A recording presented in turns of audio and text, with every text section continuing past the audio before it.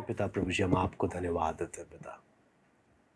अभी तक आपने संभाला प्रभु, आपके भलाइयों के लिए धन्यवाद देते हैं प्रभु। आपका वचन जब हम सीखने के लिए जा रहे हैं प्रभु, नम्रता के साथ प्रभु आपके चरणों में आते हैं प्रभु। आपका वचन है पिता, हम एक एक को खोल कर दे, समझने के लिए सहायता कर।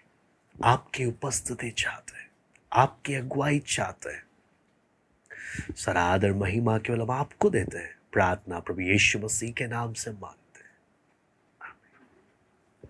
बीते समय में हम परमेश्वर के वचन से हम लोग देख रहे थे क्रूस की घटना को, प्रभु यीशु मसीह की मृत्यु को, और हमने देखा कि जब आप और मैं, जब हम उस क्रूस में उस मृत्यु की घटना को प्रभु यीशु मसीह के देखते हैं तो मौत का देखने का नज़रिया हमारा बदल जाता है। फिर मौत को देखकर फिर डर नहीं। क्यों? मैं अपने प्रभु के हाथ में सुरक्षित हूँ, मैं अपने परमेश्वर के हाथ में सुरक्षित हूँ। इसलिए प्रभु ने मेरे से पहले जाकर मौत की ताकत को खत्म कर दिया। इसलिए मुझे डगमगाने की, डरने की या परेशान होने की ज़रूरत नहीं है। आज हम लोग देखेंगे परमेश्वर के वचन से, जब हम उस क्रूस को देखते हैं, उस लेख को भी हम थोड़ा सा अगर देखें, उसमें भी कुछ बातें हमें जो और हम ध्यान दे सकते हैं उस क्रूस की घटना में। वो उसके लिए हम लोग परमेश्वर के वचन में लूका 23 का 38 हम लोग पढ़ेंगे। लूका 23 का 38।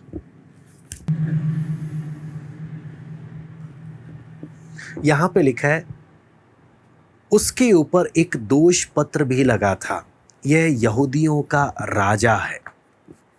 दोष पत्र कि यह यहूदियों का राजा है। जब हम उस दोष पत्र के बारे में जब हम देखते हैं, आपको मालूम है वचन में जब हम पढ़ते हैं 3 भाषाओं में वो लिखा हुआ है। ये जो दोष पत्र है 3 भाषाओं में लिखा है। तो अगर उस बात को अगर हम समझें तो एक तरीके से परमेश्वर का आत्मा है जो उस दोष पत्र को भी 3 भाषाओं में लिखने के लिए नियंत्रण कर रहा। 3 भाषाएं। प्रभु यीशु मसीह के जीवन में कुछ भी हमने देखते हैं कि परमेश्वर का आत्मा हर एक बात में कंट्रोल कर रहा। उन सिपाहियों को, उन लोगों को भी कोई आइडिया नहीं। उन्हें लग रहा है वो सब काम अपनी मर्जी से कर रहे हैं। हाँ, लेकिन एक है जो विराजमान है, स्वर्ग में सिंहासन पर विराजमान है, जो सब बातों को कंट्रोल कर रहा। और वहां पे जब देखते हैं ये लिखे हुए दोष पत्र को भी 3 भाषाओं में जब लिखा गया, ये 3 भाषाएं जब हम देखते हैं, 3 भाषाओं में असलियत में सुसमाचार लिखा जा रहा। और ये 3 भाषाएं दुनिया में सबसे ज़्यादा जानी मानी भाषाएं हैं पूरी दुनिया में। अगर हम देखें तो उस समय की सबसे जानी मानी 3 भाषाएं जब हम देखते हैं, यूनानी, लातीनी और इब्रानी, ये 3 भाषाएं पूरे दुनिया में उस समय काल में सबसे जानी मानी भाषाएं थी। जब हम यूनानी भाषा के बारे में जब हम पढ़ते हैं तो यूनानी लोग संस्कृति की दुनिया के रूप में माने जाते हैं। संस्कृति की दुनिया, जब इनके बारे में देखते हैं तो ये लोग सुंदरता और ज्ञान को सबसे ज्यादा महत्व देते हैं। सुंदरता और ज्ञान को। प्रभु यीशु मसीह इन यूनानियों को क्या संदेश दे रहा कि केवल वही है जो एक व्यक्ति के जीवन के अंदर असली सुंदरता दे सकता है और उनके अंदर की कुरूपता को दूर कर सकता है, अंदर के भ्रष्टता को उनके जीवन से दूर कर सकता है। केवल प्रभु यीशु मसीह ही उनके जीवन के अंदर की सुंदरता को दे सकता है। पूरे दुनिया के सामने यूनानियों से परमेश्वर, उस संस्कृति से परमेश्वर बात कर रहा। फिर जब आता है लातीनी भाषा में जो लिखा गया है, वो दुनिया की ताकत को दिखाता है, दुनिया के सामर्थ्य को दिखाता है। ये वो लोग हैं जो कानून को और साम्राज्य को सबसे ज़्यादा महत्व देते हैं, सत्ता को सबसे ज़्यादा महत्व देते हैं। यहाँ पर जब इस भाषा में लिखे जाने का अगर हम देखें, बात क्या है, प्रभु यीशु मसीह इन लातीनों के लिए भी है जिसने व्यवस्था को सुचारू रूप से सबसे अच्छे तरीके से लाने में जो सबसे सक्षम है। इसलिए दुनिया को आखिरी में दिखाएगा अपने 1000 साल के राज्य में कि असली साम्राज्य चलाते कैसे हैं, असली राजा कैसा होता है, कौन होता है। तो पूरी दुनिया की ताकतों से क्या एक संदेश, मैं हूं असली राजा, मैं दिखा सकता हूं ये दुनिया को कैसे चलाना, तुम नहीं कर पाओगे। फिर हम देखते हैं इब्रानियों को भी, इब्रानी भाषा जो नैतिकता की दुनिया का के रूप में माना जाता है, इब्रानी ये सब गुणों में सबसे ज्यादा राइचियसनेस, इनके लिए सबसे इंपॉर्टेंट है राइचियसनेस या नैतिकता सबसे ज्यादा। प्रभु यीशु मसीह क्या बोलता है कि मैं इब्रानियों के लिए हूं, इसका पीछे का अर्थ क्या है कि मैं वो निष्कलंक धर्मी हूं, मेरा वो निष्कलंकता का धार्मिकता है जो तुम्हारे अंदर के छिपे हुए कमियों को भी ढांप सकता है, तुम्हारे अंदर की छिपी हुई गलतियों को भी। इब्रानी लोग, यहूदी लोग बाहर से तो बड़ी धार्मिकता दिखाते थे, लेकिन जीवन के अंदर वो छिपे हुए पाप थे जिसके विषय में परमेश्वर बोलता है मैं उस बात को दूर कर सकता हूं। तो आप देखना, संस्कृति, असली सुंदरता, असली ज्ञान मैं हूं। यूनानियों के द्वारा यूनानियों को संदेश दे रहा है असली सुंदरता और ज्ञान मैं दे सकता हूं। हाँ, और लातिनी भाषा, लैटिन, उसको उनको क्या संदेश दे रहा, तुम ताकत के पीछे भागते हो, असली राजाओं का राजा मैं हूं। इब्रानी, तुम राइचियसनेस या धार्मिकता को सबसे ज्यादा महत्व देते हो, लेकिन तुम्हारी धार्मिकता मैले चितड़े के समान है, असली धार्मिकता मैं दे सकता हूं। तो आप देखना, एक बहुत बड़ा एक सुसमाचार दुनिया के उस सबसे बड़े भाषाओं में प्रभु यीशु मसीह दे रहा। और जब हम उस घटना को जब देखते हैं, उस क्रूज की घटना को, तो आपको मालूम है कुछ चमत्कार हमें दिख रहे हैं, कुछ चमत्कार क्रूज के, प्रभु यीशु मसीह के मृत्यु के बाद के चमत्कार। आप अगर देखेंगे, प्रभु यीशु मसीह की सेवकाई का आरंभ चमत्कारों से हुआ। प्रभु यीशु मसीह की सेवकाई के दौरान प्रभु यीशु ने कई चमत्कार किए, और प्रभु यीशु मसीह की मृत्यु के समय में भी चमत्कार हो रहे हैं। तीनों बातों को हम देखते हैं। प्रभु यीशु मसीह की सेवकाई का आरंभ चमत्कारों के साथ हो रहा है। प्रभु यीशु मसीह का क्या बोलते हैं, सेवकाई, पूरा सेवकाई चमत्कारों से भरा था। प्रभु यीशु मसीह के जीवन का समापन भी चमत्कारों के साथ हो रहा। इसलिए जब हम देखते हैं ये विश्वास ना करने वाली दुनिया को प्रभु यीशु मसीह चमत्कार के द्वारा भी संदेश दे रहा। इसलिए हम सबसे पहला जब चमत्कार हम लोग परमेश्वर के वचन में हम पढ़ते हैं, तो उसके लिए निकाल लीजिएगा लूका 23वां अध्याय उसका 44वां वचन। लूका 23वां अध्याय उसका 44वां वचन, 44, लूक 23 वर्स 44। लगभग 2 पहर से तीसरे पहर तक सारे देश में अंधियारा छाया रहा। मैं दोबारा से पढ़ता हूं, लगभग 2 पहर से तीसरे पहर तक सारे देश में अंधियारा छाया रहा। यहां पर जो चमत्कार हम लोग देखते हैं, ये चमत्कार जब हम देखते हैं तो हमें एक बात, क्या चीज मालूम चलता है, ये सामान्य अंधकार नहीं है, ये साधारण अंधकार नहीं है। यहां पर है परमेश्वर सूरज को अंधियारा कर रहा। ये कोई ग्रहण नहीं है। हमने कई बातें पहले अंधकार के विषय में सीखी पढ़ी हैं, लेकिन यहाँ पर जब हम लोग देख रहे हैं कि हम लोग परमेश्वर के वचन में जब देखते हैं, आपको मालूम है मिस्र में जब हम ये जो अंधकार की बात है, ना सिर्फ हमें बाइबल में पढ़ने को मिलता है, बल्कि हम परमेश्वर के वचन से बाहर भी ऐतिहासिक घटना है, हिस्टोरिकल घटना है, जिसके बारे में आप जब हिस्ट्री जब पढ़ते हैं तो इजिप्ट में, मिस्र में डायोजीन्स जो है, उन्होंने जब इस अंधकार को देखा तो उन्होंने कहा कि या तो कोई देवता दुख से गुजर रहा है या वो दूसरे देवता को तसल्ली दे रहा। यानी कि हिस्टोरिकल रिकॉर्ड है जो अंधकार जो छाया रहा, ना केवल वचन में ही, पूरे दुनिया में एक घटना घट रही है। जो दुनिया के लिए एक चमत्कार की घटना है, पूरे दुनिया के लिए।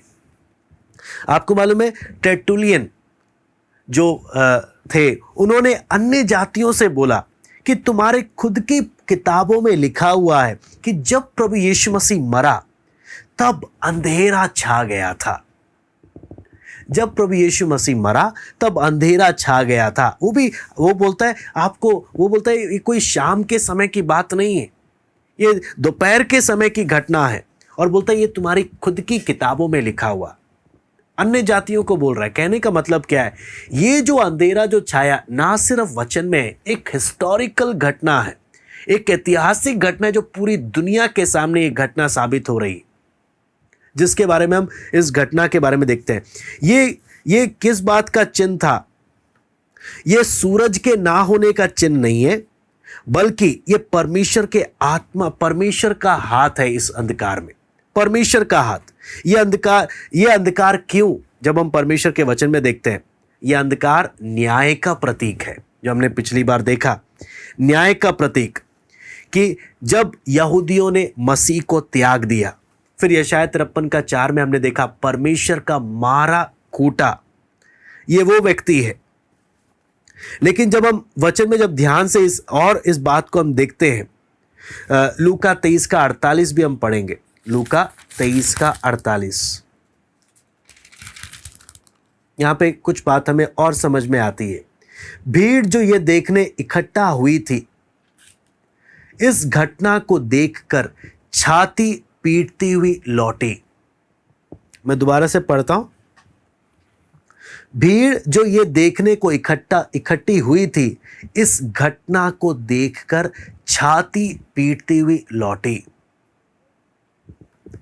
छाती पीटती हुई लौटी। यहां पर हमें क्या चीज मालूम चलता है कि जो घटना, जो पूरी दुनिया के सामने जो अंधकार जो छा रहा, भीड़ क्या कर रही है? छाती पीटते हुए जा रही है। कुछ एक अनोखा घटना यहां पर घट रहा, एक अनोखा घटना जिससे परमेश्वर हमसे बात करता है। आइजैक वॉट करके एक व्यक्ति परमेश्वर के दास थे, उन्होंने इस प्रकार से लिखा, सूरज में अंधेरा छा गया, सूरज अंधकार में हो गया और उसने अपनी महिमा को बंद कर दिया। क्यों? जब परमेश्वर हमारा सृष्टिकर्ता मरा अपनी सृष्टि मनुष्य के पापों के लिए। सूरज ने अपना प्रकाश बंद कर दिया और अपनी महिमा को छिपा लिया। जब परमेश्वर जो हमारा सृष्टिकर्ता है, अपनी सृष्टि मनुष्य के पापों के लिए मरा, सूरज ने अपना क्या कर दिया? अपना रोशनी बंद कर दिया, अपनी महिमा को क्या कर दिया? बंद कर दिया। ये एक सबसे बड़ा एक ऐतिहासिक चमत्कार जो हुआ, जो ना सिर्फ बाइबल में लिखा है, बल्कि प्रभु यीशु मसीह की मृत्यु के दौरान पूरे विश्व भर में जो घटना घटी, जो उन्होंने उस आसपास के सब जगहों में जो घटना उन्होंने अपनी पुस्तकों में लिखा एज ए हिस्टोरिकल रिकॉर्ड। इसलिए परमेश्वर के संत लोग बोलते थे तुम अपनी पुस्तक में पढ़ो, अंधकार के विषय में लिखा है। वो अंधकार क्या था? प्रभु यीशु मसीह जब मरा, वो घटना को हम यहां पर देखते हैं। फिर ना सिर्फ ये आपको मालूम है ये अंधकार क्या चीज को दिखाता है? ये मेरे छुटकारे की कीमत अदा हुई। ये जो अंधकार का ये जो चमत्कार था, ये क्या चमत्कार था?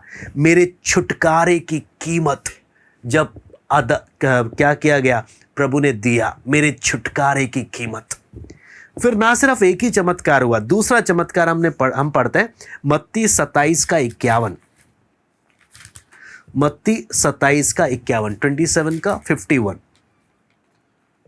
यहां पे लिखा है, और देखो मंदिर का पर्दा ऊपर से नीचे तक फटकर 2 टुकड़े हो गया और धरती डोल गई और चट्टानें तड़क गई। अब यहां पर अगला जो चमत्कार है वो है मंदिर का पर्दा ऊपर से नीचे तक फट गया। यहां पर जब हम परमेश्वर को देखते हैं, परमेश्वर के मंदिर को हम जब देखते हैं, उनको परमेश्वर के मंदिर को बांटा गया है, आंगन, पवित्र स्थान, अति पवित्र स्थान। तो यहां पर जब हम देखते हैं अति पवित्र स्थान और पवित्र स्थान के बीच में एक मोटा पर्दा है, जो 4 सोने के खंभों के द्वारा, जिसको क्या किया गया है, लटकाया गया है। और आपको मालूम है, जब इसके बारे में जब पढ़ते हैं, हमारे हाथ जितना मोटा है और इतना भारी है, कम से कम 300 से 400 लोगों को मिलकर ही उस पर्दे को उठा सकते हैं। इतना भारी है, 300 से 400 लोग चाहिए उस पर्दे को उठाने के लिए या आगे पीछे करने के लिए। हम जब बोलते हैं ना पर्दा फट गया, तो हम बोलते हैं हवा चली होगी या कुछ भूकंप आया होगा, अपने आप से फट गया होगा। पतला सा तो पर्दा होता है। हमने कहाँ इतना मोटा पर्दा देखा होगा, इतना मोटा कि 300 से 400 लोगों की जरूरत पड़ती है। 300 से 400 लोग, आप सोच सकते हैं कितना मोटा पर्दा है। एक चमत्कार जो घटना घटी है यहां पर जब देखते हैं, इस पर्दे को जब हम देखते हैं, इसका जो वचन में जब हम पढ़ते हैं इसके बारे में, याजक लोग, जब महायाजक साल में एक बार इस अति पवित्र स्थान में जाता था, मैंने आपको वो वीडियो बीते समय में मैंने दिखाया कि कैसे साल में एक बार महायाजक जाकर वो खून वो वहाँ पर छिड़कता था, वो उस बारे में हम लोगों ने देखा। तो आपको मालूम है, सदियों से ये कोई आज एक दिन की घटना नहीं, सदियों से इतना मोटा पर्दा इज़राइल में उस अति पवित्र स्थान और पवित्र स्थान के बीच में था। इतना मोटा पर्दा, कुछ नहीं हुआ। लेकिन आपको मालूम है, जब प्रभु यीशु मसीह ने जय का स्वर पूरा हुआ और अपने प्राण त्यागे, ये पर्दा ऊपर से नीचे फट गया। ध्यान रखना, नीचे से ऊपर नहीं फटा। नीचे से ऊपर गया तो मतलब किसी इंसान ने फाड़ा होगा, और ये एक व्यक्ति की तो बस की नहीं है। इतना मोटा पर्दा है 300 से 400 का, ऊपर से नीचे फटा है। कहने का मतलब, ये फाड़ने वाला व्यक्ति कोई इंसान नहीं है, परमेश्वर खुद फाड़ रहा। इतने सदियों से फटा नहीं, लेकिन अब परमेश्वर के एक क्रूस की पुकार के द्वारा ऊपर से नीचे फट रहा है। एक संदेश दे रहा कि अब इंसान साल में एक बार सिर्फ महायाजक नहीं, अब जो चाहे मेरे पास सीधा आ सकता है, मेरे पास सीधा आ सकता है। सबके लिए मैंने रास्ता खोल दिया। क्यों? प्रभु यीशु मसीह ने हमारे स्थान पर कीमत पूरी चुका दी, पूरी कीमत चुका दी। आपको मालूम है, आपने उस वीडियो में देखा कितना गंभीर एक बात होता था। डरते हुए, बड़े ध्यान से अति पवित्र स्थान में लोग जाते थे, बड़े डरते हुए, क्योंकि डरते थे अगर पापी स्थिति में अगर गए अति पवित्र स्थान में, जिंदा लौट कर नहीं आएंगे। इतना भय था। आपको मालूम है, उतना ही पवित्र परमेश्वर आज भी उतना ही पवित्र है, उतना ही गंभीर आज भी है। लेकिन आज हम लोग कैसे जा पाते हैं? क्योंकि मेरे स्थान पर प्रभु यीशु मसीह ने अपना जान दिया है। उस प्रभु का अनुग्रह के कारण हम प्रभु के पास जा पाते हैं। आपको मालूम है, यहाँ पर उस समय का ट्रेडिशन, उस समय की परंपरा ये बात बताती है कि याजकों को हजम नहीं हुआ कि ये मंदिर का पर्दा ऊपर से नीचे जो फट गया, इनसे ये बात स्वीकार नहीं हुई। इन्होंने मालूम है क्या किया? इन्होंने फिर से सिलकर उसको फिर लगा दिया। आप उस घटना को समझना, याजकों को ये बात हजम नहीं हुई कि प्रभु यीशु मसीह ने क्या कर दिया, पूरा हुआ कीमत बोलकर मंदिर का पर्दा, इतना मोटा पर्दा ऊपर से नीचे फट गया। इनसे हजम नहीं। परमेश्वर ने क्या बोल दिया? अब याजक तेरी जरूरत नहीं है, अब बलियों की कोई जरूरत नहीं है, अब इंसान सीधा मेरे साथ आकर संगति कर सकता है। याजकों को यह बात हजम नहीं हुई। इसलिए परंपरा बताती है, उस समय का जो लोगों का इतिहास बताता है कि इन याजकों ने फिर से सिल दिया उसको जहां से वो फटा था, और फिर से सिलकर लटका दिया। क्यों? हम नहीं मानेंगे ये बात, हमें ये बात। आप सोचो कितना ढीठ बन गया इंसान, इतना चमत्कार देने पर भी इतना मन कठोर कर लिया कि परमेश्वर के चमत्कारों के बावजूद ये मानने को तैयार नहीं है। आप सोचकर देखिए इंसान की स्थिति, परमेश्वर के चमत्कारों के बावजूद ये मानने को तैयार नहीं है। आप कल्पना नहीं कर सकते क्या घटना, ये क्या घटना ये घट रही है। आपको मालूम है, जब कई लोगों का कहना है कि भूकंप आया था, कुछ लोगों ने बोला कि भूकंप आया था इसलिए पर्दा फटा है, तो इतना तेज का भूकंप आया कि इतना मोटा पर्दा को अगर फटना है तो क्या घर बिल्डिंग क्यों नहीं गिरी? वो तो वैसे का वैसे ही है। इतना भयानक भूकंप आया, सिर्फ पर्दा ही, बाकी कुछ भी कुछ नहीं हुआ, सिर्फ पर्दा ही इतना मोटा जो क्या हुआ वो भी ऊपर से नीचे फटा। तो आप सोचकर देखना परमेश्वर का तरीका, कि लोग अपना अलग अलग लॉजिक लगाने पर भी उनका लॉजिक फेल हो जाता। क्यों? ये काम परमेश्वर का है। परमेश्वर का संदेश था इजरायलियों को, मैंने कीमत दे दिया, तुम अब सीधा आकर मुझसे संगति कर सकते हो। यहां पर जब परमेश्वर के कीमत को जब हम देखते हैं, क्या क्या संदेश परमेश्वर का आत्मा देता है। सबसे पहला एक चिन्ह कि पुराना नियम समाप्त। सबसे पहला एक चिन्ह परमेश्वर दे रहा है, पुराना नियम समाप्त, अब नए नियम की शुरुआत है। अब प्रभु यीशु मसीह हमारा महायाजक है, जिसने पुराने नियम की सारी विधियों को, सारे नियमों को पूरा कर दिया। अब पुराने नियम की विधियों को पालन करने की जरूरत नहीं है। अब दूसरा बात क्या है? दूसरा कुरिन्ती 5:21 हम पढ़ते हैं। दूसरा कुरिन्ती 5:21।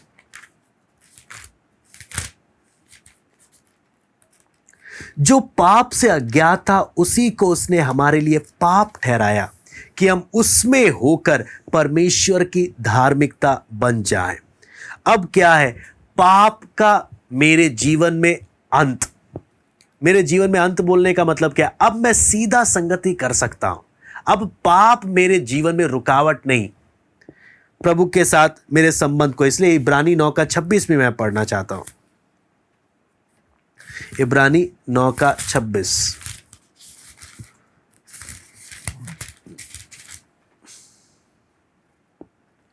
यहां पे लिखा है, नहीं तो जगत की उत्पत्ति से लेकर उसको बार बार दुख उठाना पड़ता, पर अब युग के अंत में वो एक ही बार प्रकट हुआ है ताकि अपने ही बलिदान के द्वारा पाप को दूर कर दे। अपने बलिदान के द्वारा प्रभु यीशु मसीह ने क्या किया? पाप को दूर कर दिया। मैं परमेश्वर से सीधा संगति कर सकता हूं। अगर आपको मालूम है, प्रभु यीशु मसीह अपने बलिदान के द्वारा अगर पाप को दूर नहीं किया होता और हम ऐसे ही अति पवित्र परमेश्वर के पास चले जाते, हम जिंदा नहीं बचते। क्योंकि परमेश्वर पाप को कतई बर्दाश्त नहीं करता, बिल्कुल टॉलरेट नहीं करता। प्रभु यीशु मसीह ने अपनी जान देने के द्वारा मेरे और परमेश्वर के बीच का जो अड़चन था, जो पाप था, उसको उसने क्या किया? दूर किया, ताकि मैं सीधा परमेश्वर के साथ संगति कर सकूं।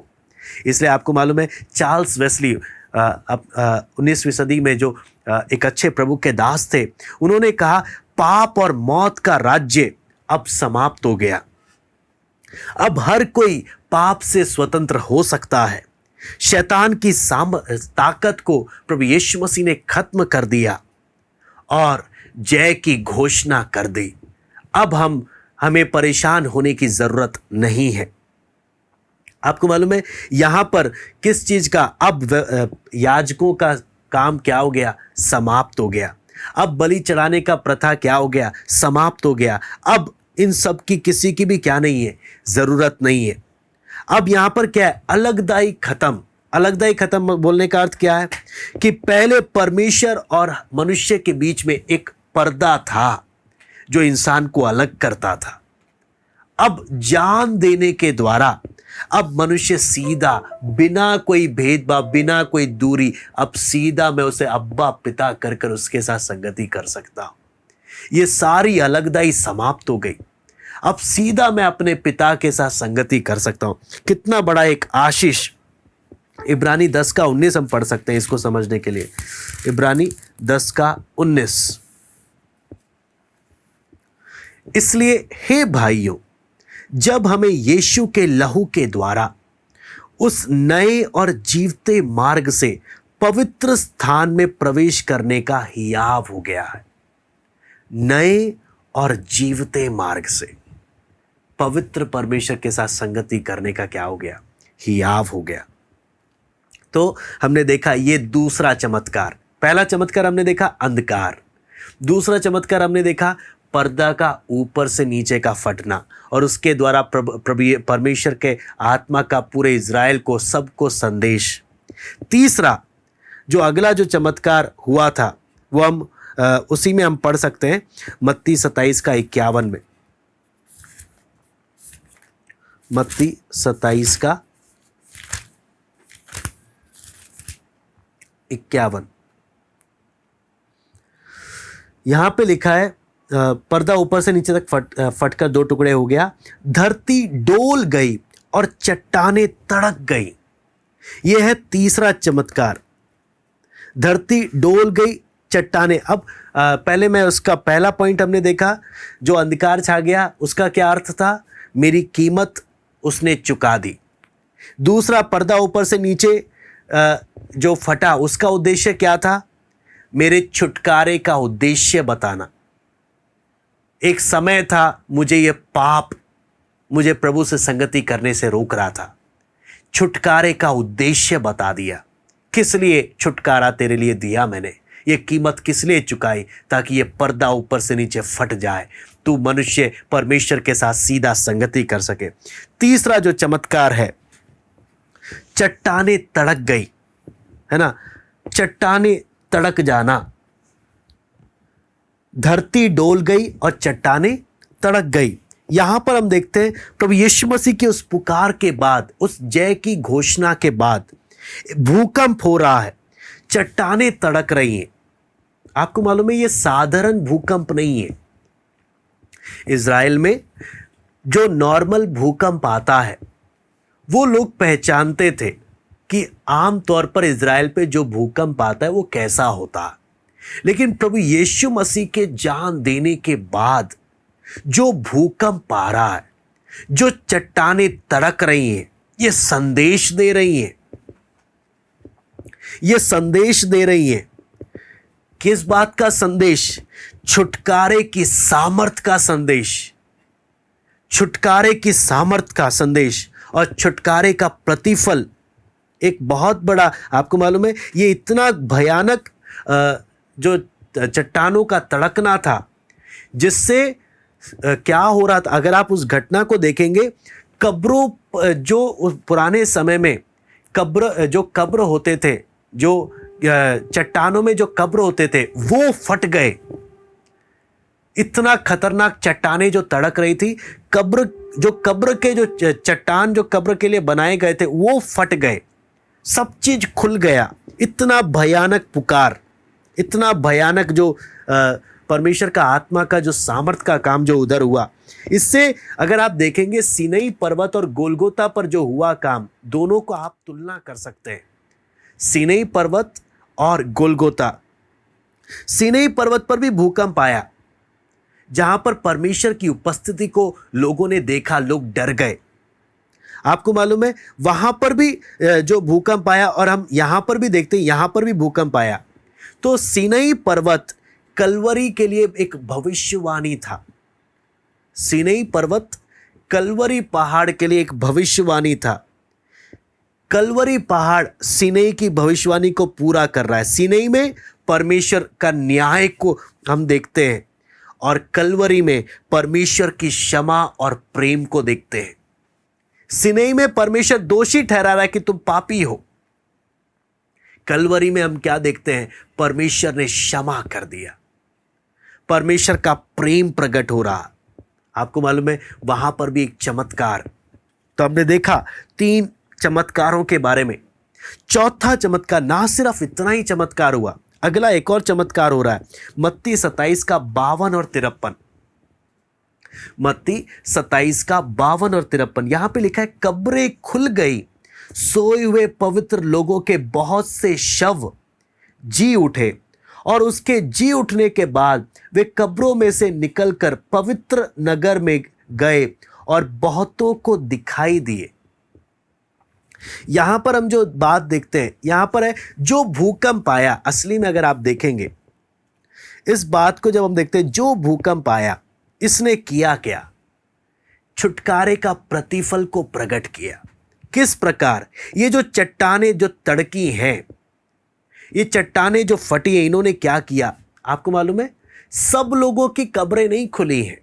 आप वचन में जब देखेंगे 52 और 53 में लिखा है, कब्रें खुल गई, सोए हुए पवित्र लोगों के बहुत से शव जी उठे। किनकी कब्रें खुली हैं? सिर्फ और सिर्फ पवित्र लोगों की। इसका मतलब ये जो चट्टान का तड़कना है, ये जो भूकंप आना है, ये इस तरीके से हुआ है कि सिर्फ पवित्र लोग के कब्र खुले और वो लोग बाहर आए। क्योंकि कीमत किनके लिए दिया है? इन लोगों के लिए जो प्रभु पर विश्वास करते हुए मरे। कब्रें खुल गई, कब्रें खुल गई। आपको मालूम है कितना बड़ा आशा परमेश्वर ने दिया, कितना बड़ा आशा। और इन संतों का जी उठना दुनिया को क्या संदेश दे रहा है? मैंने मौत को पराजित कर दिया, मैंने पूरी कीमत दे दी है। अभी क्रूस पर तुमने मेरे मेरे मेरे बलिदान को देखा, अब जो मैंने कीमत पूरा किया उसकी सामर्थ को तुम लोग देखोगे। उसकी सामर्थ को पूरा हुआ, जय की घोषणा करी, चट्टाने तड़क उठी। भूकंप आया, एक ऐसा भूकंप जिसने, एक ऐसी चट्टानों का तड़कना जिसने केवल पवित्र लोगों की कब्रों को खोला है। और उसमें से परमेश्वर के संतों का जी उठना। और संतों के जी उठने में आपको मालूम है सबसे पहले प्रभु यीशु मसीह जी उठा। प्रभु यीशु मसीह जी उठकर जब जा रहा है तो संत लोग भी क्या हो रहे हैं? जी उठकर लोगों के सामने दिखाई दे रहे हैं। प्रभु यीशु मसीह पहलौठा है, उसके जी उठने के बाद संतों का प्रकट होना यरूशलेम में लोगों को दिख रहा है।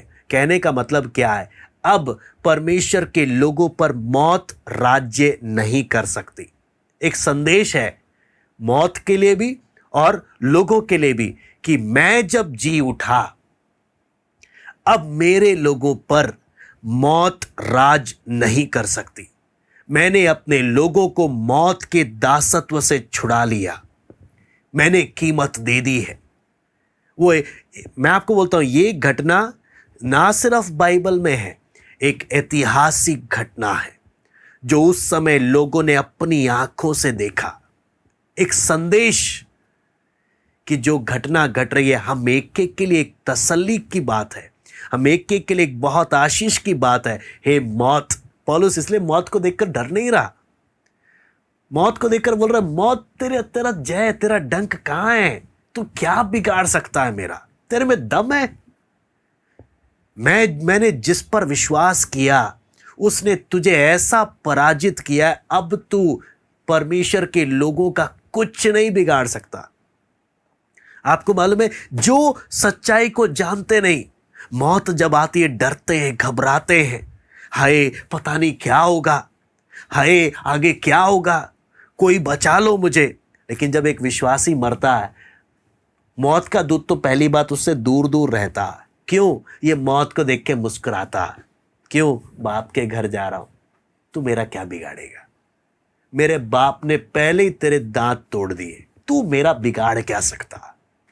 मैं तुझसे नहीं डरता, मेरे प्रभु ने पहले ही तुझे पराजित कर दिया। कितना एक दिलेरी होता है मौत को देखकर। मौत ऐसे व्यक्ति को आके डराता नहीं है कि हाँ मैं तुझे लेने के लिए आया हूं। बोलता तू आ, मैं तो पहले ही जाने को तैयार हूं, तू मेरा कुछ नहीं बिगाड़ सकता। वो पहले ही तैयार रहता है क्योंकि प्रभु में इतना मजबूत है वो, क्योंकि उसे मालूम है प्रभु ने किया क्या है उसके लिए, इसलिए उसका विश्वास लड़खड़ाता नहीं है। इसलिए एक आपको मालूम है यहां पर जो संदेश यहां पर क्या है, यहां पर ये जो छठा संदेश है, ये जो छठा प्रभु का चमत्कार का संदेश क्या है? प्रभु ने वादा किया है चमत्कार का। प्रभु ने वादा किया। पहला चमत्कार का संदेश क्या है? तेरे छुटकारे की कीमत दे दी अंधेरा के द्वारा। दूसरा चमत्कार क्या है? पर्दा का ऊपर से नीचे फटने का अर्थ क्या है? तेरा छुटकारा में छुटकारे की कीमत देने का उद्देश्य क्या था? क्रूस पर लटकने का उद्देश्य क्या था? तीसरा और चौथा चमत्कार यानी चट्टानों का तड़कना और कब्रों का खुलना, उसका संदेश क्या है? ये छुटकारा जो उसने जो कीमत दिया, उसका सामर्थ, उसका प्रतिफल दुनिया देखेगी। उसका सामर्थ, मैंने जब जय की घोषणा की, दुनिया अपनी आंखों से उस बात को देखेगी। फिर पांचवा चमत्कार क्या है?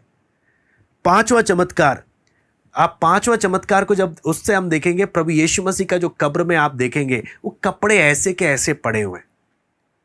कपड़ों का ऐसा पड़ा रहना क्या चीज संदेश देता है? प्रूफ, छुटकारे का प्रूफ।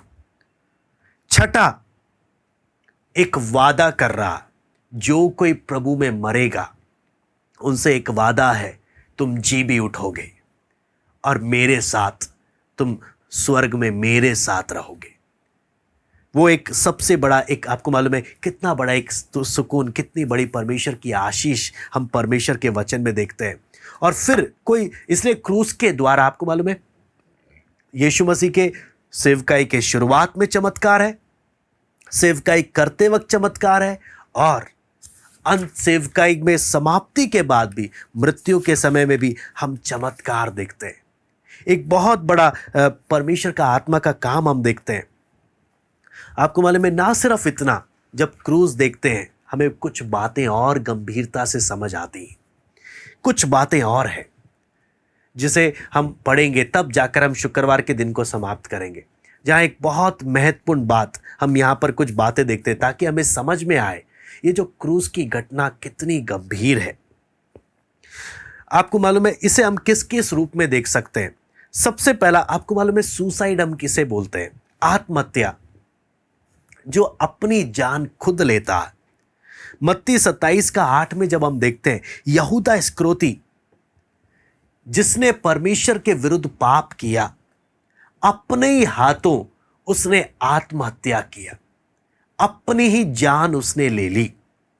यहां पर जब देखते हैं, एक व्यक्ति जब अपनी जान लेता है, उसको हम आत्महत्या जब हम बोलते हैं। यहां पर प्रभु यीशु मसीह को जब हम देखते हैं, प्रभु यीशु मसीह आत्महत्या नहीं कर रहा, उसने अपना प्राण दिया।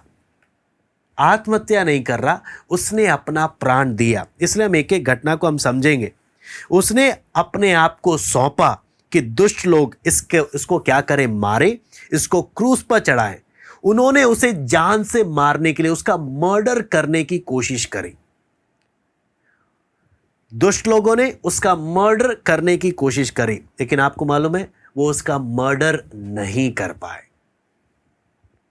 उसे अपनी जान देने का भी अधिकार है, अपनी जान लेने का भी अधिकार है। इसलिए जब हम उस क्रूस को, एक प्रभु यीशु मसीह की उस बात को हम समझते हैं, यूहन्ना 2:4 में एक बात लिखा है, मेरा समय अभी नहीं आया। कहने का मतलब प्रभु यीशु मसीह हर काम समय के अनुसार कर रहा, ऐसे ही कुछ भी काम नहीं कर रहा। जब उसको लगा समय आ गया कि मुझे अपनी जान देनी है, मुझे क्रूस पर लटकना है, मुझे मरना है, तो यहां पर हम देखते हैं उसने अपनी इच्छा से अपने प्राण दिए। दूसरे के लिए, आपके और मेरे लिए उसने अपना जान दिया। उसने आत्महत्या नहीं किया। इस बात को हमने समझना है। और आपको मालूम है कि परमेश्वर का वचन बोलता है, यदि हम भी आपस में प्रेम रखते हैं, अपने भाइयों के लिए अपना प्राण दे। अपने भाइयों के लिए, अपने लोगों के लिए जान दे, वो अलग चीज है। लेकिन आत्महत्या करना बहुत बड़ा अपराध है, बहुत बड़ा पाप है। परमेश्वर के वचन में जब हम पढ़ते हैं, आत्महत्या करना बहुत बड़ा पाप है। लेकिन वचन बोलता है, अगर तुम शुद्ध मन से दूसरे के लिए अपना प्राण दे रहे हो, वो पाप नहीं, वो प्रेम है। प्रेम इतना करो कि समय आने पर दूसरे के लिए अपनी जान भी हाजिर कर दो। फिर दूसरा बात आता है होमिसाइड। होमिसाइड यानी एक मनुष्य का कत्ल करना, मनुष्य का मर्डर करना। आपको मालूम है मूसा ने क्या किया था? हम परमेश्वर के वचन में जब पढ़ते हैं, मूसा ने मिस्री को जान से मारा, जान से मारा और भाग गया।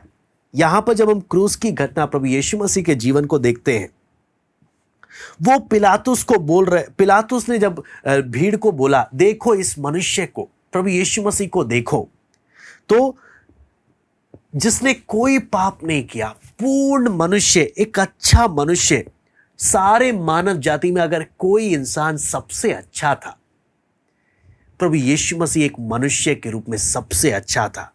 लेकिन अपने ही लोगों ने क्या बोला, इसको क्रूस पर चढ़ाओ। आपको मालूम है, यहां पर अगर इस बात को देखें, हम लोगों ने एक अच्छे मनुष्य का मर्डर किया है। जब क्रूस देखते हैं ना हम, आपको मालूम है उस क्रूस की गंभीरता क्या है।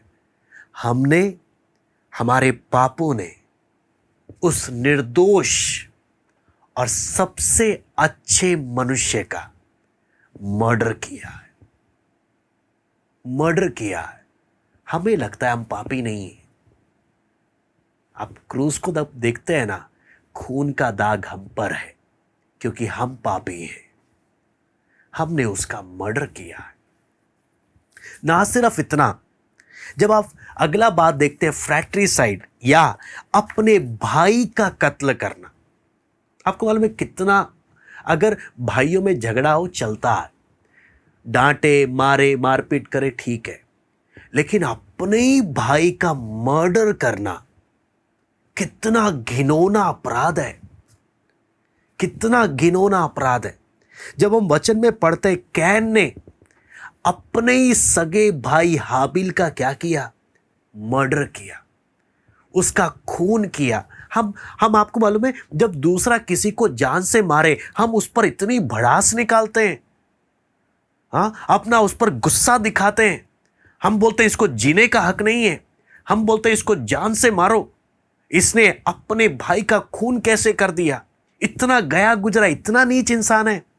मैं बोलता हूं आप और मैं उस इंसान से कम नहीं होंगे। हमने अपने बड़े भाई यीशु का कत्ल किया। आपको मालूम है, हमारे पापों ने उसको क्रूस पर चढ़ाया। वो हम थे जिसने बोला उसे क्रूस पर चढ़ाओ, और कोई नहीं। वो निर्दोष था।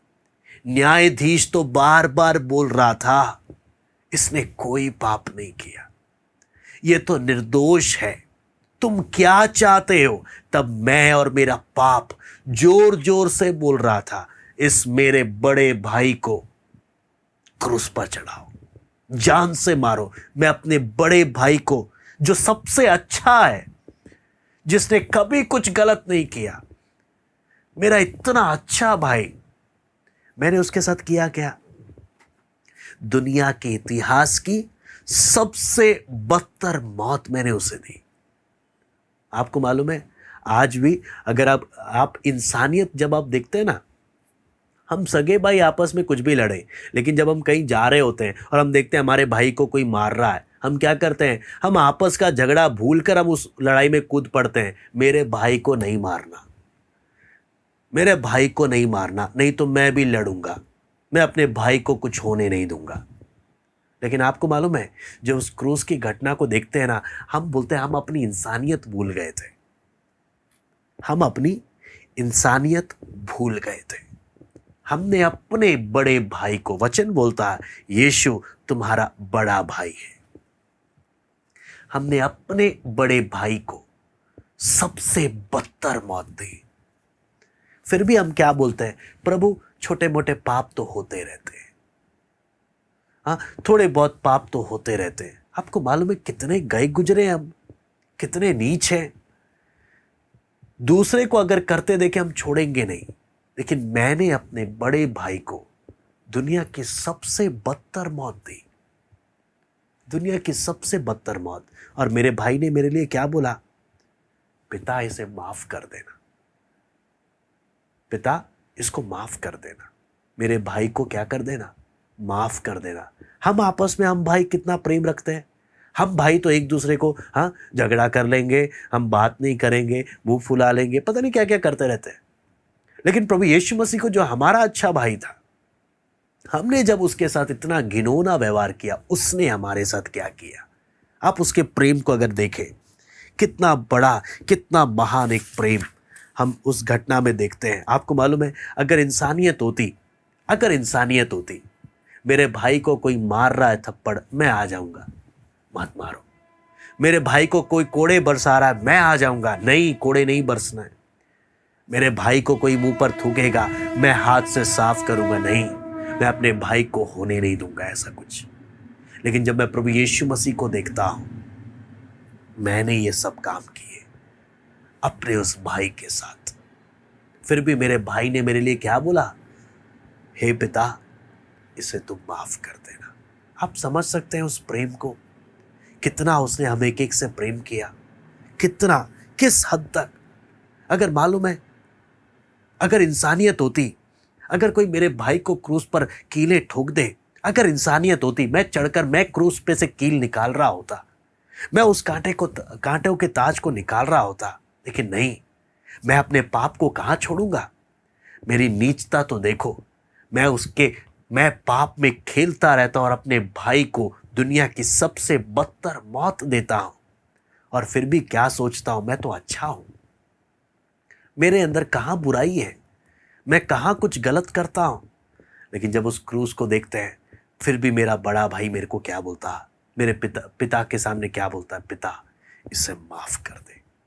जब मैंने इंसानियत दिखाई नहीं, इंसानियत होती क्या है, मैंने अपने बड़े भाई के साथ, मेरे पापों ने ऐसा किया है, क्या फिर भी मुझे उस बात का एहसास है कि मैंने किया क्या?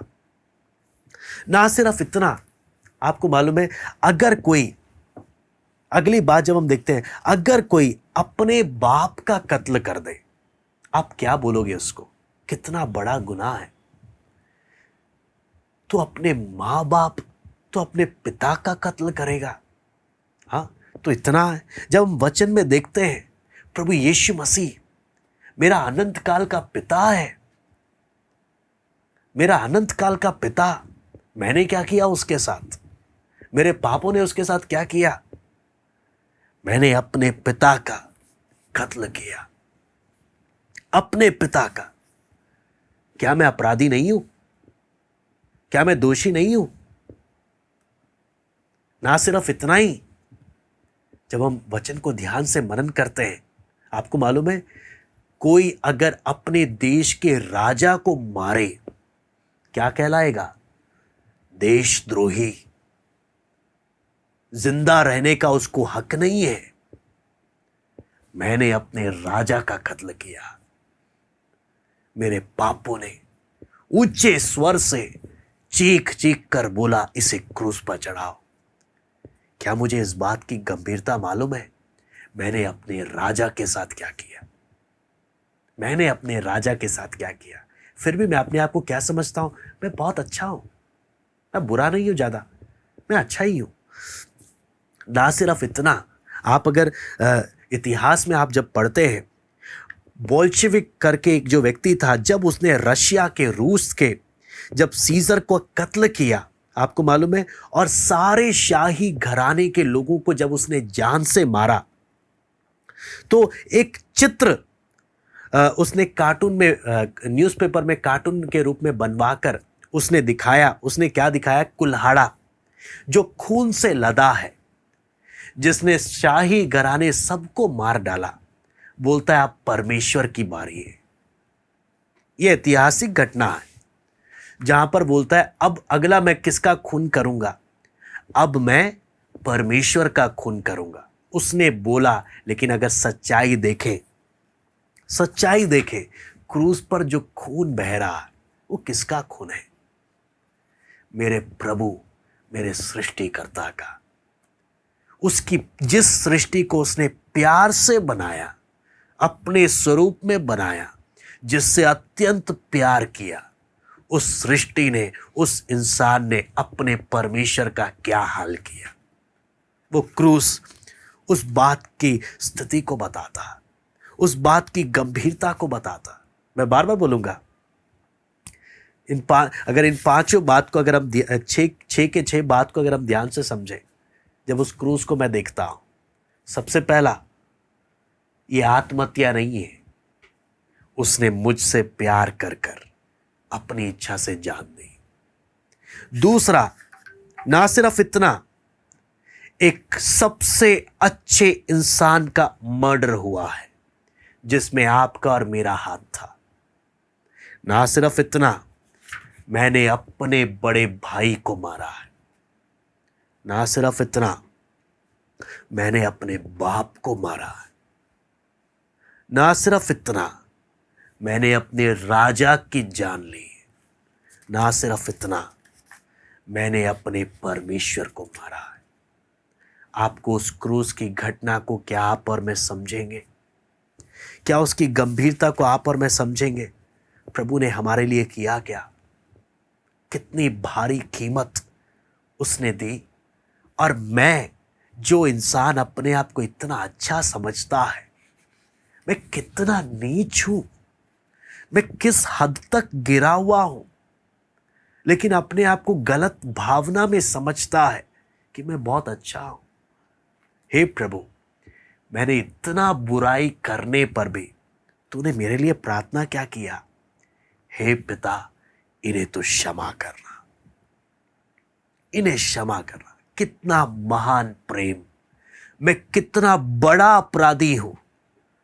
दुनिया की नजर में मुझे जीने का हक नहीं है, मुझे जीने का हक नहीं है। मैं इतना बड़ा अपराधी हूं। क्या मैं अपने अपराध की गंभीरता समझता हूं? क्या आप और मैं अपने अपराध की गंभीरता समझते हैं? अपने अपराध की गंभीरता कि हमने किया क्या? आपको मालूम है, जो अब प्रभु पर विश्वास कर कर अपने पाप को मान लेता है वो तो बच जाता है, लेकिन जो फिर भी मन नहीं फिराता, आप कल्पना नहीं कर सकते, आप आइडिया नहीं लगा रहे आपने किया क्या था। वो जो क्रूस की घटना में आपने किया क्या था? आप कितने बड़े अपराधी हो, अनंत काल तय करेगा आपका। आप कितने भारी सजा के हकदार हो। एक निर्दोष मरा, मेरा भाई मरा, मेरा पिता मरा, मेरा राजा मरा, मेरा परमेश्वर मरा, और उन सब में कातिल मैं था। जीने का हक नहीं, फिर भी उसका अनुग्रह है आप और मैं जीवित हैं। उसका अनुग्रह है। दुनिया इस महामारी में बोलती क्या है? हमारे साथ ऐसा क्यों हो रहा है? हम क्यों मर रहे हैं? अरे मरना, हमें तो उसी टाइम क्रूस की घटना के बाद इस पृथ्वी का सफाया हो जाना चाहिए था। जब हम इंसान ने इतना घिनौना कृत्य किया, स्वर्ग ने तो आकर इस दुनिया का उसी टाइम सफाया कर देना चाहिए था। लेकिन उसका अनुग्रह, उसकी महान दया, उसका परंपार प्रेम जो हम एक एक के जीवन में आज तक बना हुआ है। इसलिए जो कोई उस क्रूस के पास आकर उस पर विश्वास करता है, मान लेता है, हालेलुया, वहां पर उस लहू की अहमियत हमें समझ में आती है। यहां पर आपको मालूम है, जब हम क्रूस पर, जब सिपाहियों ने भाला छेदा, एक चमत्कार और है। क्या चमत्कार? पानी और लहू अलग अलग आ रहे हैं। यहां पर उससे क्या चमत्कार? प्रभु यीशु मसीह ऐसे ही नहीं मरा। जब पानी और लहू का अलग अलग निकलने का मतलब है, मेडिकल रिकॉर्ड के हिसाब से उसका दिल, उसका शरीर में जो दिल है वो टूट गया, ब्रोक हो गया, टूट गया। आपको मालूम है उसका आत्मिक पहलू, वो मेरे पापों के प्रति इतना दुखी था। उसने जितना दुख सहा, दुनिया के इतिहास में किसी ने दुख नहीं सहा इतना। दुनिया के इतिहास में किसी ने इतना दुख नहीं सहा, फिर भी हमसे इतना प्रेम किया। केवल परमेश्वर का आत्मा ही इन एक एक बात को समझने में हमारी सहायता कर सकता है। बपतिस्मा उसने ठहराया ताकि नए जन्म का कार्य बपतिस्मा के द्वारा मेरे जीवन में वो शुद्धता का कार्य पूरा हो। वचन उसने दिया, क्यों? ताकि ये मुझे पवित्र करे। अपना पवित्र आत्मा का आग उसने दिया ताकि मेरे अंदर से हर प्रकार की गलत बातों को मेरे जीवन से दूर करे। अपना लहू उसने दिया। आपको मालूम है क्यों? मेरे सब बातों से। आपको मालूम है लहू क्या चीज को दिखाता है? मेरी सुरक्षा का प्रतीक है। पिता के, जब हम मिस्र को देखते हैं, मिस्र में हम देखते हैं जिस घर में लहू लगा हुआ है, मौत का दूत वहां पर नहीं जा रहा। प्रभु यीशु मसीह का लहू मुझे परमेश्वर के न्याय से बचाता है, मुझे परमेश्वर के सजा से बचाता है। कितना भारी कीमत उसने हमें दिया। आपको मालूम है, एक घटना पढ़कर ये शुक्रवार का दिन हम समाप्त करते हैं। यहाँ पर हमें क्या है, एक घटना जो हम देखते हैं उसमें एक हकीकत की घटना है। एक बार एक जहाज, बहुत बड़ा जहाज था जिसमें लोग सफ़र कर रहे थे। तो अचानक से क्या हुआ, एक बहुत बड़ी दुर्घटना घटी। उसमें वो जहाज डूबने की स्थिति में आ रहा था, पानी भर रहा था। तो जहाज के कप्तान ने क्या किया कि जो लाइफ सेविंग बोट्स हैं, जो जान बचाने के लिए छोटे छोटे किश्तियां वो लोग रखते हैं जहाज में, बड़े जहाज़ों में, तो उन्होंने क्या किया, उसको उतार के लोगों को भर भर कर वो लोग पहले लोगों को बचाने में लगे हुए थे। लेकिन सब जब हो गया तब एक माँ और बेटा बच गए। माँ और बेटा, बाप दूसरे देश में उसका इंतजार कर रहा था। तो उस माँ ने बहुत रिक्वेस्ट किया कप्तान से कि हम दोनों के लिए भी थोड़ी सी तो जगह दे दो। बोलता नहीं हो सकता, अगर तुम्हें मैं आने दूंगा तो पूरा जहाज डूब जाएगा। बोलते प्लीज कुछ भी करो। बोलते नहीं हो सकता। बहुत बोलने पर बोला तुम में से एक जना आ सकता है। आपको मालूम है माँ क्या करेगी? माँ ने अपने बेटे को बोला बेटा तू चले जा, और हाँ जब पापा से मिलेगा ना, क्या बोलना, मैंने तेरे लिए अपनी जान दी है और इसको भूलना नहीं। भूलना नहीं, तेरी माँ ने तेरे लिए जान दी है, इस बात को तू भूलना नहीं। तो उस घटना को, आपको मालूम है, वो व्यक्ति कभी, वो लड़का कभी नहीं भूलेगा। मेरी माँ ने मुझे बचाने के लिए मेरी जान दी। आपको मालूम है इस बात से हमें क्या सीखने को? यीशु ने, मेरे बड़े भाई ने, मेरे बाप ने, मेरे राजा ने, मेरे परमेश्वर ने, मेरे सब कुछ ने मेरे लिए अपनी जान दी है। प्रभु बोझ क्यों हम करते हैं? प्रभु यीशु मसीह ने एक ही बात बोला, ये नहीं बोला मेरा जन्मदिन तुम मनाना जोश से, बस तुम इतना याद रखना मैंने तुम्हारे लिए क्रूस पर अपनी जान क्यों दी है। मैंने जान दी है तुम्हारे स्थान पर, इस बात को कभी नहीं भूलना। मैंने तुम्हारे लिए क्या किया है, इस बात को कभी तुम भूलना नहीं। मेरे आने तक, मेरे दोबारा आगमन तक सदैव इस बात को याद रखना, मैंने तुम्हारे लिए किया क्या है, कितना प्रेम मैंने तुमसे किया, कितना भारी कीमत मैंने तुम्हारे लिए दिया, इसको कभी भूलना नहीं। आपको मालूम है, इसलिए जब उसने जो कीमत दिया, एक आयत को पढ़कर हम समाप्त करेंगे। पहले हम यशाया 1:18 हम पढ़ते हैं। सबसे पहला यशाया 1:18, यशाया 1:18 यहां पर लिखा है, यहोवा कहता है आओ हम आपस में वाद विवाद करें। तुम्हारे पाप चाहे लाल रंग के हो तो भी वो हिम के समान उजले हो जाएंगे, चाहे अर्गवानी रंग के हो तो भी वे ऊन के समान श्वेत हो जाएंगे। कहने का मतलब क्या है?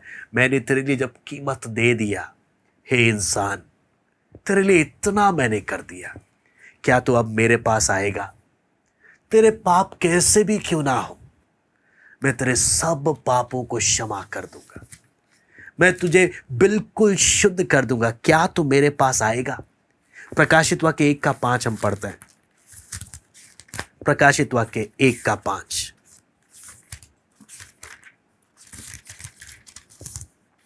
यहां पे लिखा है, और यीशु मसीह की ओर से जो विश्वास योग्य साक्षी और मरे हुए में से जी उठने वालों में पहलौठा है और पृथ्वी के राजाओं का हाकिम है, तुम्हें अनुग्रह और शांति मिलती रहे। और इसके साथ यहाँ पर जब हम पढ़ते हैं, यहाँ पर जो एक बात हम लोग देखते हैं, सारी बात यहाँ पर हम जो समाप्त करते वक्त मैं एक बात बोलूँगा। हम जब इसको पढ़ते वक्त प्रभु यीशु मसीह हमें एक बात, जो एक संदेश हमारे लिए है, हम कौन हैं? जरा हम क्रूस को देखते हुए अपनी स्थिति को समझेंगे। हम कौन हैं? क्या हम अपने आप को अब भी अच्छा समझते हैं?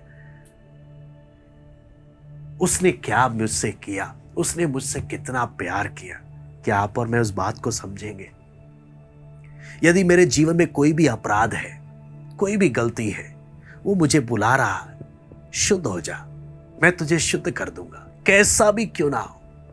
लेकिन अगर फिर भी मैं नहीं माना, आप सोचना, अगर दुनिया में अगर कोई अपने सगे भाई को मारे जान से, अपने बाप को जान से मारे, या अपने राजा को जान से मारे, कितनी भारी सजा है। तो आपने किसके विरुद्ध पाप किया है, वो कितना भयानक है, उस बात की गंभीरता को समझना। और फिर भी इतना तुझसे प्रेम किया, अगर तू फिर भी नहीं मन फिराएगा तो तेरे लिए और क्या करना रह जाएगा।